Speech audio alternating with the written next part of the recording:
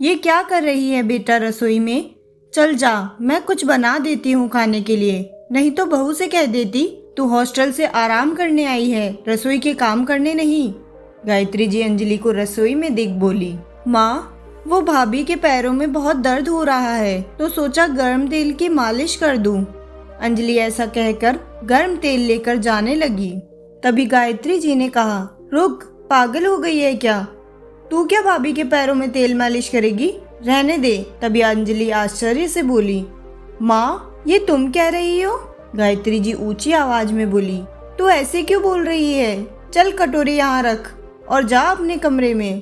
तुम कुछ भी कहो माँ, मैं जा रही हूँ भाभी के पास। कहती हुई अंजलि नाराज हो भाभी मनीषा के कमरे में चली गई। अंजलि समझ गई थी कि माँ बहुत बदल गई है, वो ऐसी तो बिल्कुल भी नहीं थी। क्या हो गया उन्हें?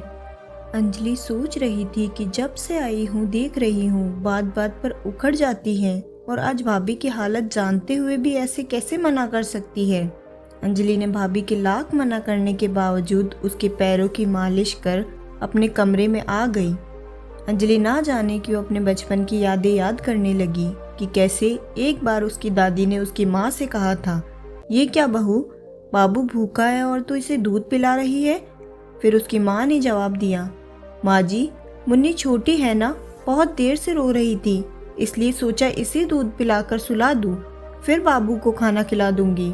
फिर दादी ने जोर से चिल्लाकर कहा, अरे तू कैसी औरत है, लोग पहले बेटे के लिए सब कुछ करते हैं, बाद में बेटी के लिए, पर तू तो पहले बेटी को देखती है।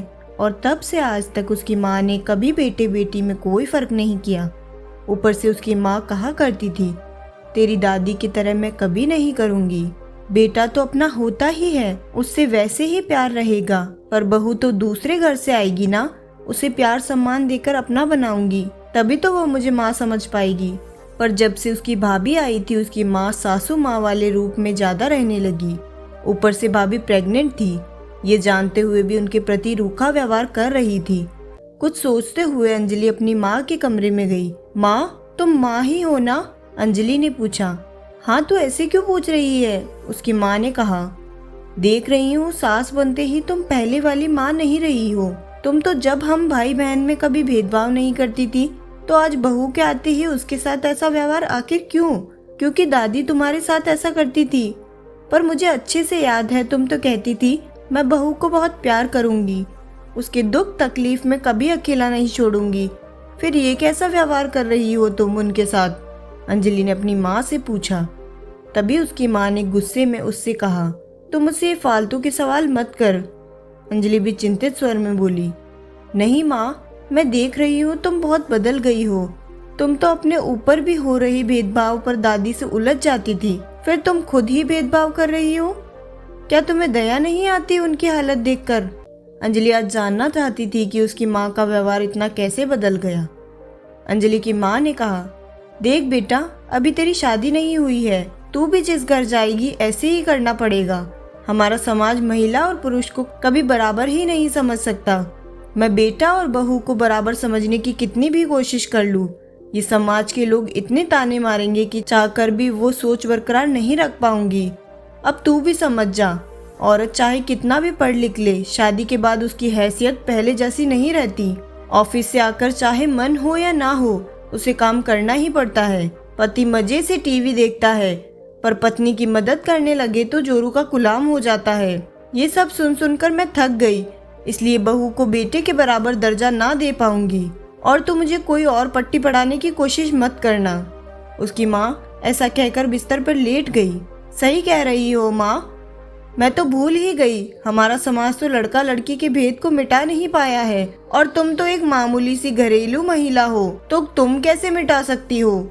अच्छा सुनो, फिर मेरी शादी करवा दो या फिर मुझे नौकरी करने दो। जब पढ़ लिख कर नौकरी भी करूँ और पति और ससुराल की हुजूरी भी, तो उससे अच्छा है नौकरी ही ना करूँ। कमाल हो माँ तुम। अंजलि गुस्से में बोली। क्या कमाल? उसकी माँ अंजलि को घूरते हुए बोली। माँ तुम अगर कुछ बदलाव चाहती हो तो शुरुआत अपनी ही सोच से करो। तुम्हें देख मैं और भाभी दोनों में हिम्मत आएगी। कम से कम तुम औरत होकर तो औरत को समझो। भाभी के थोड़े काम भैया भी कर देंगे तो कौन सी आफत आ जाएगी? भाभी भी तो करती है ना। वो तो नहीं सोचती। दोनों मिलकर कर लेंगे तो क्या हो जाएगा। मुझे तो ऐसा परिवार मिले तो मैं कभी शादी नहीं करूंगी। मुझे मेरे मायके जैसे ससुराल नहीं चाहिए, अंजलि ने कहा और कमरे से निकल गई। कुछ देर बाद उसकी माँ की आवाज़ सुनाई दी, अंजलि भाभी के कमरे में आ जा। अंजलि उदास मन से गई तो देखती है उसकी माँ उसकी भाभी के लिए चाय बनाकर ले आई। अंजलि के आते ही उसकी माँ ने उसकी भाभी से कहा, चाय पी ले बेटा, नहीं तो मेरी बेटी ससुराल ही नहीं जाएगी। कहकर अंजलि की माँ उसे देखने लगी। तभी अंजलि बोली, रहने दो माँ, मेरा वो मतलब नहीं था।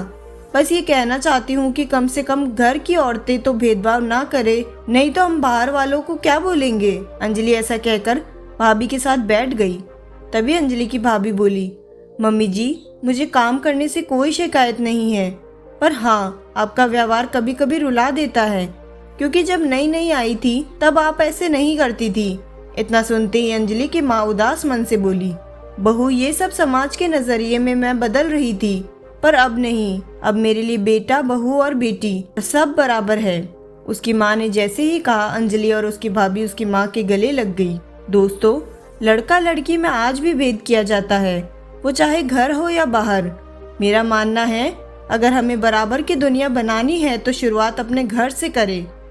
अगर यह कहानी आपको पसंद आए तो वीडियो को लाइक करें और चैनल को सब्सक्राइब ज़रूर करें। धन्यवाद।